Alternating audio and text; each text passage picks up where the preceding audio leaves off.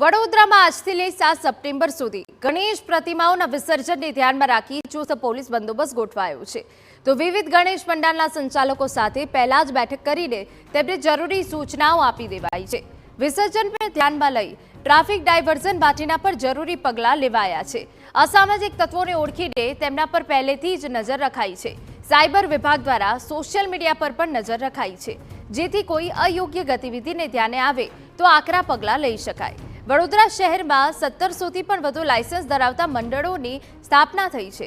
ગણેશ પ્રતિમાના વિસર્જન માટે વડોદરા શહેરમાં 9 અને ગ્રામ્યમાં 1 એમ કુલ 10 આર્ટિફિશિયલ પોન્ડ એટલે કે કૃત્રિમ તળાવ તૈયાર કરાયા છે.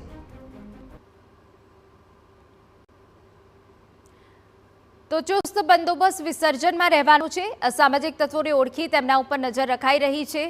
સોશિયલ મીડિયા પર સાયબર વિભાગ દ્વારા નજર રખાઈ રહી હોવાની પણ વિગતો છે. વિસર્જન માટે કુલ 10 કૃત્રિમ તળાવ પણ ઊભા કરવામાં આવ્યા છે. 7 સપ્ટેમ્બર સુધી ગણેશ વિસર્જનને ધ્યાનમાં રાખીને આ તૈયારી કરવામાં આવી છે. 5 સપ્ટેમ્બરે ઈદને ધ્યાનમાં રાખીને પણ વિશેષ વ્યવસ્થા કરવામાં આવી છે. 3000થી વધુ પોલીસ કર્મચારી ખડે પગે રહેવાના છે.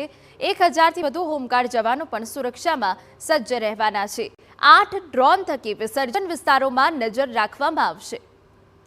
તો ટ્રાફિક ડાયવર્ઝન માટે પણ જરૂરી પગલાં લેવાયા છે.